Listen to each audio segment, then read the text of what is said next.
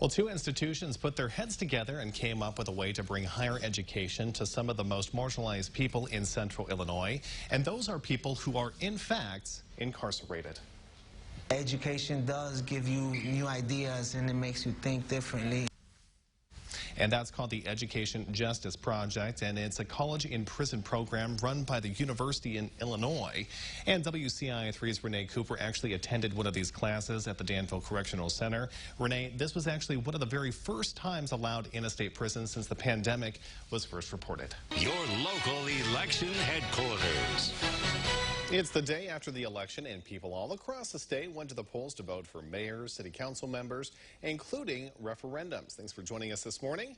I'm Macleod Hageman. And I'm Christy Batista. The consolidated election happens on the first Tuesday in April, and we've received most of those results. And Champaign has been having issues with their website, so many of those results will be updated throughout the morning. There are several city council seats up for grabs in Champaign. One of those is in District 1. Clarissa Nickerson Foreman is the current representative. She's facing off against David Williams and Azar Cobbs at this point. We only have 17% of the precincts reporting for this Wednesday. We have 47% of the votes so far going to Davion Williams. This race is still too close to call. In District 3, Angie Briggs did not seek for re-election.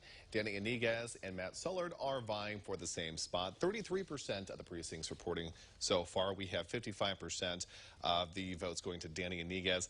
At this point, we are still not calling that race as well. Now from WCIA3 News. Well, it's the final night of the legislative session. What to expect from lawmakers as we approach that midnight deadline.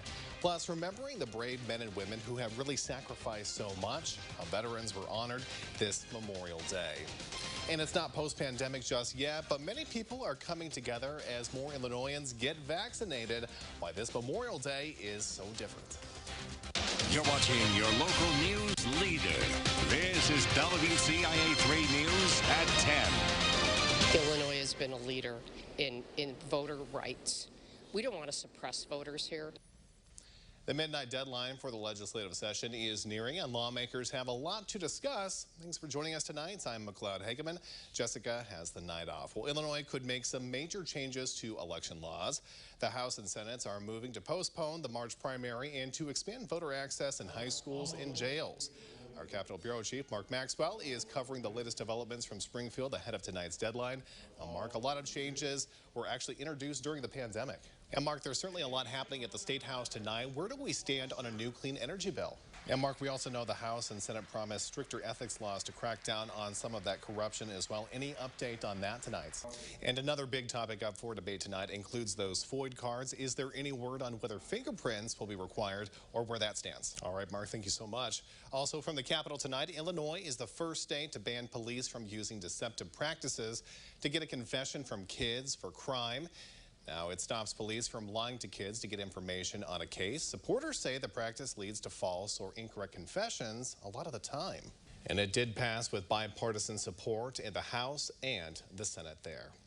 A man is dead after a hit-and-run crash that happened on I-57 near Thomasboro. State police got a call earlier this morning from a driver who said they saw a car in the ditch. When troopers arrived, they saw a man's body on the shoulder.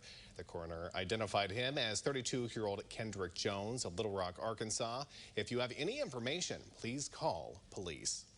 Authorities are investigating after two juveniles were shot last night in Rantoul. That happened at the intersection of Rosewood Drive and Sycamore Lane. But police were first called to the corner of Harmon Drive and South Maplewood Drive. That's where they found the two juveniles. Now, they were taken to the hospital and are expected to be all right. If you have any information, please call Rantoul Police or Crime Stoppers. It's Memorial Day, and we honor the brave men and women who have sacrificed so much to keep us safe.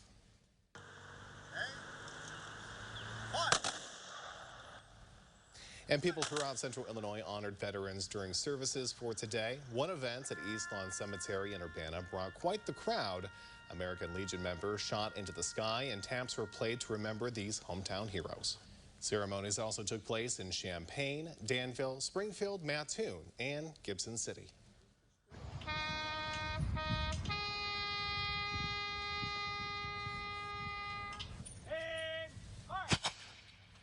And this has been a tradition for many years for people in Gibson City to come together for Memorial Day. They line the streets for the annual parade. Then they join for a ceremony at the Veterans Memorial on the south side of Drummer Township Cemetery.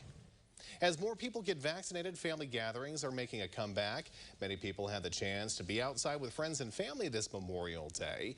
And WCIA3's Jared Farmer stopped by Hessel Park. And Jared, there were several families out there today. All right, Jared, thank you so much. And speaking of vaccinations, on Sunday, more than 22,000 people were vaccinated. And the 7-day average is nearly 50,000 at this point. More than 5.2 million people are now fully vaccinated. That's more than 41% of the state's population. There are more than 500 new cases and 33 more people have died. The positivity rate has now dropped again. It's now sitting at 2%. Juneteenth could soon be a state holiday. It was unanimously approved by the Illinois House last week, and that included the state Senate just last month. It commemorates the day the last black slaves were freed in the United States. If the governor signs that measure, it would make June 19th a paid day off for all state employees, including a school holiday. Well, the state fair is back this year, and it has a fitting theme to match its return. Plus, many believe golf is a leisurely sport, but for the Illinois men's golf team, it's all business this week. And Jacob, we felt a pretty comfortable Memorial Day across central Illinois, but things are looking a little wet later this week. This is WCIA3 News at 5. I need anybody who knows anything to come forward. That's one mother's plea after discovering her son died. Thanks for joining us tonight. I'm Macleod Hageman. Jennifer has the night off. Jelani Day was reported missing last month. The coroner confirmed yesterday his body had been found. WCIA3's Jamie Mays has been following this story for nearly a month now. Jamie, this is certainly a tragic ending for the family. Jamie, thanks so much. And the family did put out a statement. It says, in part, thank you to every single person who has thought about, prayed for, talked about, and searched for Jelani. The love you've shown our family has sustained us, and we will definitely need you even more in the days to come. Springfield police took a shooting suspect into custody after a car chase. Police were called to East Laurel and 11th Streets Wednesday night. They found a man who had been shot. While they were there, a man told officers his van was stolen a couple blocks away. They found the van, but no one was inside. Police later spotted the suspect and tried to stop the car he was in, but there was a short chase.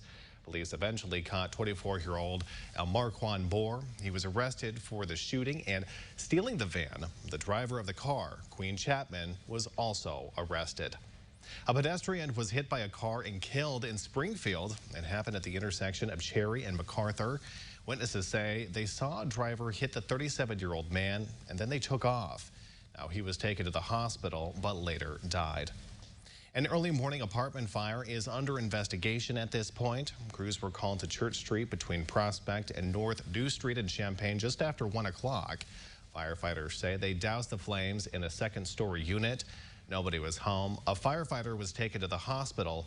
They should be all right. It's Law Enforcement Appreciation Day in Vermilion County. Members of law enforcement were invited to go to Turtle Run Golf Course in Danville. People were able to order a burger and fries and enjoy their lunch there as well. The county sheriff says it's important to have events like this to help improve morale.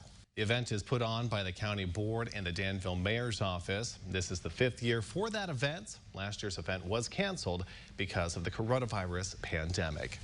Champaign police are investigating a social media threat believed to target Centennial High School. We sat down with a patrol division lieutenant who says nobody has been arrested at this point, but they are making progress. Police say they're also aware of rumors of additional school threats. Coming up tonight at 6 o'clock, we're going to have more details on their continued efforts to keep everybody safe. Unemployment numbers improved for the 5th straight month in Illinois, but business owners are still struggling.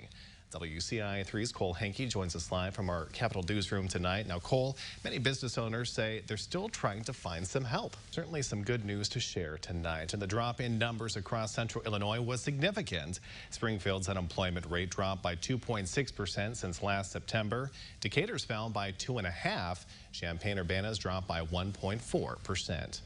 You can now get the U of I Shield test at Danville Area Community College. The test is available to both students and people throughout the community. The site is opening as the state is now requiring people to take weekly tests if you're not vaccinated. Signing up to get a test is pretty easy. All you have to do is download the Safer Community app and follow those directions. The app and test are both free.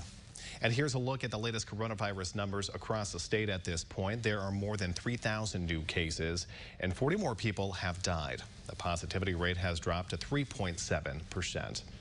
It's about that time. High school football fans are gearing up for a big night across central Illinois. We're going to check in with Brett Behrens later in the show. But first, why a shooter opened fire inside this supermarket, what authorities are saying, and how many people were hurt. I'll be right back.